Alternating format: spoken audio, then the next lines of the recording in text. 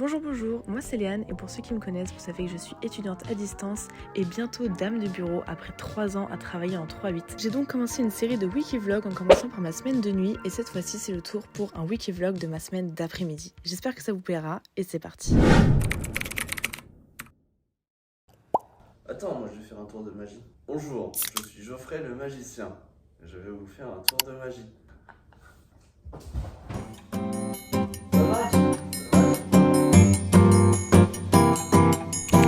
Petite balade pour récupérer un peu des courbatures.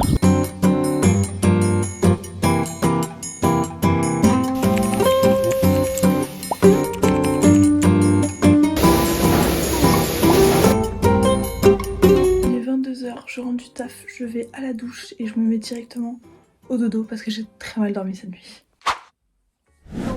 J'ai un réveil à 9h pour quand même avoir un bout de matinée parce que sinon je savais très bien que j'allais dormir jusqu'à 11h parce que vraiment hier soir j'ai tellement mal dormi chez mon chéri. Quand tu fais toute une semaine de nuit, bah tu rentres dans le rythme, tu deviens Batman quoi. Du coup dimanche soir c'était impossible de m'endormir tôt puisque toute la semaine je me suis endormie, il était 6h du mat quoi. Donc je me suis endormie, il était 3h et on s'est réveillé à 10h.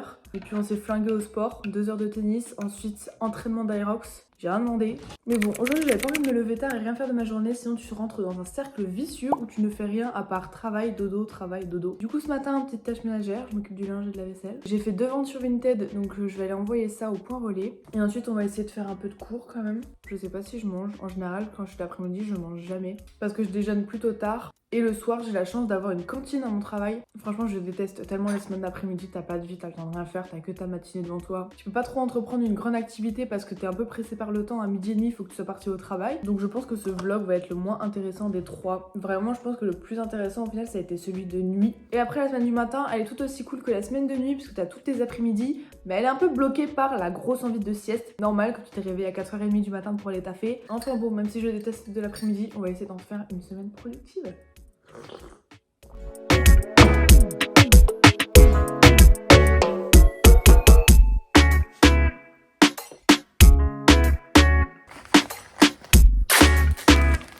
Il y a une période où vraiment mon Vinted c'était un vrai business, genre je faisais tellement de ventes par jour que je passais mon temps à aller au point relais, au mondial relais, à la poste déposer des colis et tout, à un tel point que les gens des points relais me connaissaient. Genre j'étais là en mode ah combien de colis aujourd'hui? On va envoyer tout ça. J'adore, il fait beau, il fait chaud, je sors, je suis sans veste. Je vais faire que vous parler du printemps imminent parce que vraiment le printemps c'est une de mes saisons préférées. Quand je suis l'après-midi je me maquille, genre jamais. Donc vous allez subir ma tête pas maquillée pendant une semaine. Je suis désolée pour vous.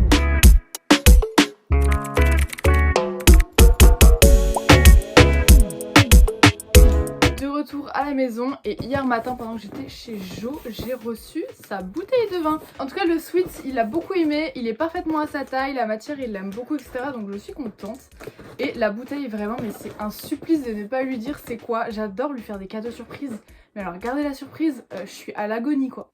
Très jolie bouteille avec un bouchon cire violet, mais le bouchon cire il est vraiment très petit. Il est déjà 11h, je pars au travail dans 1h30, 1h45. Donc là en 1h45 je vais faire du montage et réviser mes cours pendant 1h minimum. Donc quand je suis de l'après-midi c'est vrai que je révise peut-être un peu moins dans la semaine mais plus efficacement. Donc ça revient au même. Et ensuite go au travail.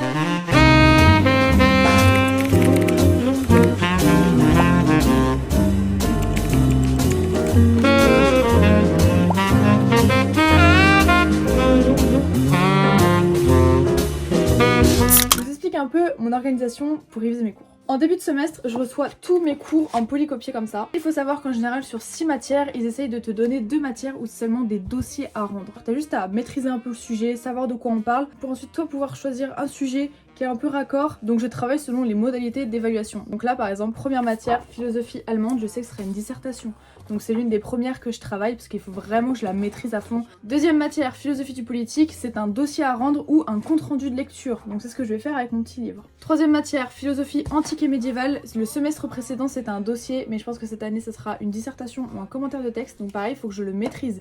C'est la matière que je viens juste de finir. C'est une matière qui fait que 50 pages, donc ça a été très rapide parce que la prof préfère nous donner un petit petits contenus de cours et beaucoup de textes à apprendre, à étudier, à maîtriser. 4e matière, sociologie des mondes numériques. Là en général en sociologie c'est souvent juste une explication de texte ou alors des questions sur le cours. Donc pareil, il faut que je le maîtrise, mais je sais que j'ai quand même un peu plus de liberté dans ma copie et que je vais avoir beaucoup de ressources qui vont m'aider dans mon sujet. 6e matière, italien, ça clairement j'ai eu 0 voilà, au semestre 1. Et malheureusement j'ai tout fait pour changer cette matière, j'ai dû prendre l'italien par dépit. Et j'ai une dernière matière, quand t'es en dernier semestre de licence, tu as toujours une matière accompagnement à la poursuite des études et de stages, où soit tu fais un stage et donc ton évaluation c'est juste le rapport de stage, ou alors juste ton évaluation c'est un dossier sur tout ton parcours scolaire, tes motivations, tes projets futurs, etc. Mais vraiment faut faire un truc bien structuré, qui est sympa à lire, qui est intéressant, qui est pertinent. Là en une semaine de temps, j'ai fait 2 matières sur 6.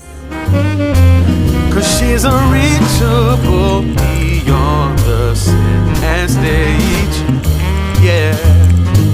And it's insane to think that she'll come out of her way, just like the movies, and say... Bonjour, il est 10h25, j'étais censée me réveiller tôt pour emmener mon père récupérer sa voiture au garage. Mais j'avoue que j'ai pas mis de réveil hier. Donc cette matinée va être très rapide puisque là dans genre 5-10 minutes j'emmène mon père au garage et je rentre. Et il me restera plus que 1h30 avant d'aller au taf.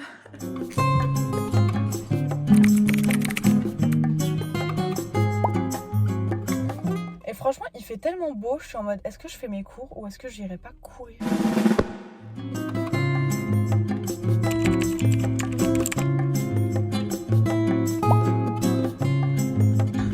1,5 km.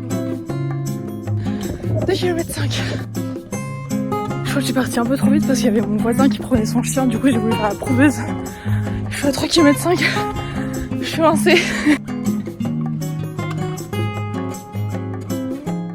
J'ai fait 4 km. J'avais comme objectif au moins 5, mais j'ai pas le temps. Je suis en retard. J'ai pris trop de temps sous la douche. Il est 45, faut que je parte.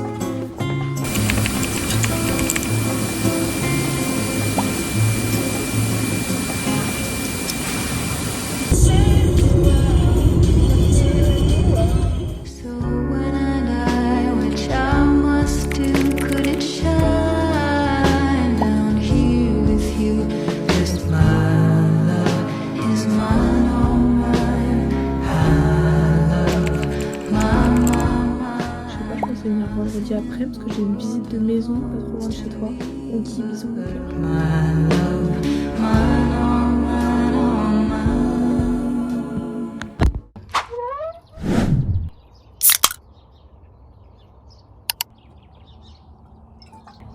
Bonjour, on est jeudi 5 mars. Il fait un peu frais j'avoue parce que là il est 8h du matin. Je sais pas ce qui m'a pris de me lever aussitôt. Donc bon j'ai un peu flâné sur YouTube je l'avoue pendant une demi-heure et là il est 8h30. Donc j'ai 4 heures de matinée devant moi avant le taf donc ça c'est génial. Et voilà en fait j'ai rien à faire. En fait ce vlog est vraiment pas intéressant. Bon il est 9h30. Et je ne sais déjà pas quoi faire en fait. Je vais juste ajouter un rendez-vous sur mon calendrier puisque vendredi, donc demain, à 15h, j'ai rendez-vous pour une visite de maison. Ça fait plus d'1 an que je cherche à acheter mon bien. Donc au début, j'étais partie sur une maison. Ensuite, j'ai fait acheter un appartement.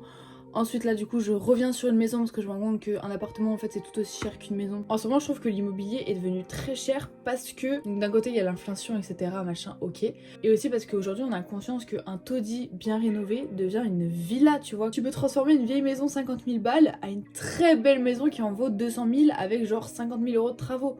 J'abuse peut-être un peu. Et aujourd'hui j'ai l'impression qu'ils nous bloquent un peu ces opportunités là de faire des bonnes affaires, de rénover des biens pour les revendre plus cher etc.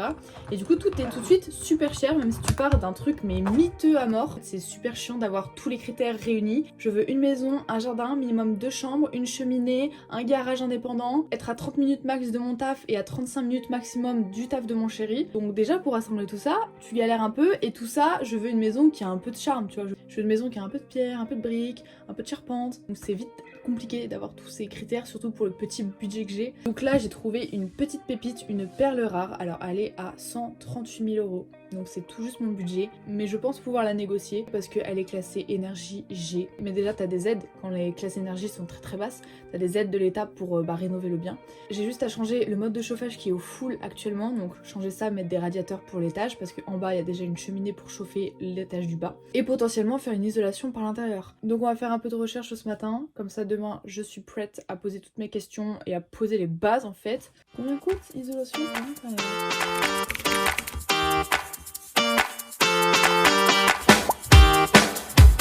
Bon, selon mes calculs et mes simulations, le coût des travaux coûterait 25 000 € environ. 15 000 € d'isolation des murs intérieurs et du toit, 5 000 € pour le changement fuel à électrique et 5 000 € pour la pose des chauffages électriques, pose du placo, etc., etc. Donc 140 000 la maison, 25 000 € de travaux, 13 000 de frais d'agence, 10 000 de frais de notaire. Va falloir les négocier quoi. Ne nous laissons pas dissiper par ces petites recherches de maison. Vraiment à chaque fois je me fais des faux espoirs, je suis là en mode oh, c'est la maison de mes rêves, c'est ma future maison. Je fais des plans sur la comète, etc. Je calcule des budgets, je calcule genre l'emplacement de mon canapé dans ce coin là. Et au final je finis toujours déçue. Donc la seule chose qui me déçoit pas, c'est mes études. Et on va se lancer sur la matière sociologie, tiens, allez.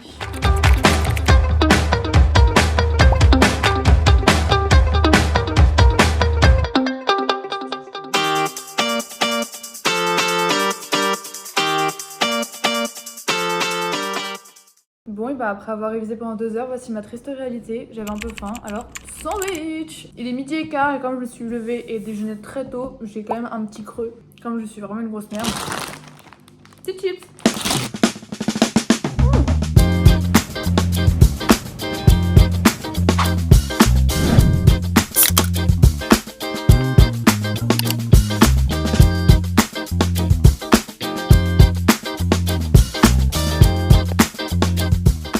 On a été très lève-tôt aujourd'hui, je suis contente. Là, on va aller vadrouiller. On fait le marché, on va dans une cave, bien évidemment. Parce que mon petit chéri, hier, il est arrivé avec un beau petit bouquet de fleurs de printemps. Et il m'invite au restaurant.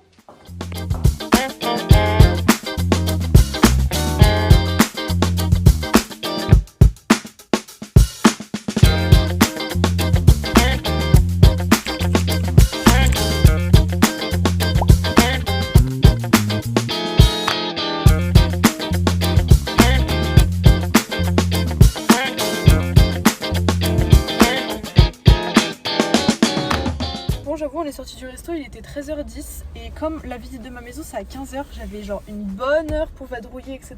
Mais franchement j'ai fait mon plein, 80 € pour 40 litres, ça m'a un peu fait mal au cul, du coup j'étais en mode bah je vais rester dans ma voiture. Je suis restée 1 heure dans ma voiture à faire du montage, regarder une petite vidéo YouTube. Et puis voilà, il est 14h30, direction la maison. On m'a déjà envoyé l'adresse de la maison, du coup j'ai déjà un peu regardé sur Maps et tout, l'envers du décor, le village, etc. Et franchement ça a l'air vraiment sympa comme endroit. La maison elle est accessible par 2 chemins, donc par le devant et par le derrière. La route de devant t'es vraiment genre en pleine ville et la route de derrière c'est des champs. Donc c'est vraiment incroyable, genre c'est vraiment genre parfait, c'est l'idéal.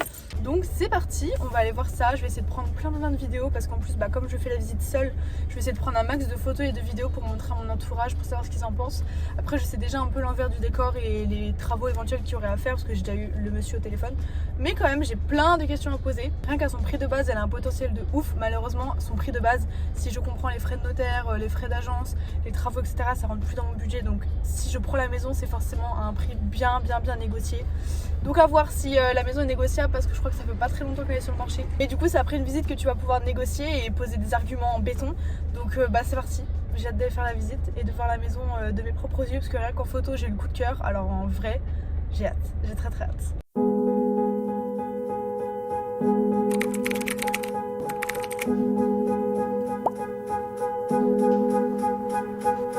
Blow softly on my heart. Oh, soft wind coming from the past. Les gars, je suis conquise. Oh my god, c'est la maison de mes rêves. Et je m'énerve parce que là, je suis comme il y a 6 mois quand j'ai failli acheter mon appartement et qu'au final, je me suis fait grave arnaquer et que heureusement, la raison m'a fait ne pas acheter cet appart. Là, elle est pile poil à mon budget. Si je peux la négocier négocier 10 000 en moins, ça me ferait 10 000 € de travaux que je pourrais compter dans mon crédit. Parce que du coup les travaux, comme j'ai dit, ça pourrait me coûter genre 25 000 €, sachant que comme elle est éligible à l'aide de l'État pour la rénovation énergétique, bah en fait ça me reviendrait à presque rien mes travaux, parce que déjà l'isolation par l'intérieur, ça serait pris par l'État, pas en entier, mais j'aurais déjà une bonne partie remboursée par l'État pour faire l'isolement d'intérieur de mes murs. À la limite, les frais que je pourrais gagner sur le prix de la maison, c'est les frais dont j'aurais besoin pour faire changer le chauffage fuel à un chauffage ou une pompe à chaleur par exemple. Ça serait une très bonne idée. Franchement, les travaux, ça ne me fait pas du tout peur. T'as de la moquette partout, t'as du papier peint partout, pour refaire un peu d'électricité, parce qu'apparemment il y a des prises qui sont pas bien branchées à la terre, etc. Mais ça, mon père peut s'en occuper. Il n'y a pas vraiment de grosses œuvres en soi. La menuiserie, la toiture, tout est parfait. Il y a déjà des fenêtres double vitrage toutes neuves. Et la maison, elle est sur 3 étages. Enfin, c'est tellement rare d'avoir une maison sur 3 étages. Une maison en briques magnifique avec des poutres dans le grenier. En fait, elle est juste parfaite. Il y a un garage indépendant, un abri de bois, un autre petit atelier, plus une cave voûtée en craie. Mais mon homme, il va être aux anges. La cave, elle est énorme. Genre, ça peut accueillir toutes les bouteilles de sa cave actuelle. Là, du coup, je rejoins mon chéri à son travail. Je lui montre les vidéos. Et s'il est tout aussi conquis que moi, et ben, ça appelle le courtier en fait. Mon courtier est ouvert jusqu'à 18h30. Ce qui est génial, c'est que je l'avais déjà contacté pour mon éventuel achat d'appart. Donc, il connaît déjà un peu mon dossier. L'appart que j'étais censée acheter, il était, je crois, à 125 000. Il m'avait dit, ton dossier passe large. Donc là, la maison, elle est un petit peu plus chère. Je pense que ça doit passer. Tout s'aligne parce que là, je vais être diplômée, je vais augmenter de poste à mon travail, donc augmentation. Je vais avoir du coup une année entière de journée où je vais pouvoir me mettre à fond dans les travaux de la maison éventuellement si je l'ai. Je vais pouvoir emménager avec mon chéri. Il y a des écoles à côté parce que bon, j'ai comme projet d'avoir des bébés avec mon chéri. Voilà quoi. Vraiment, il n'y a rien à dire. Ah, faut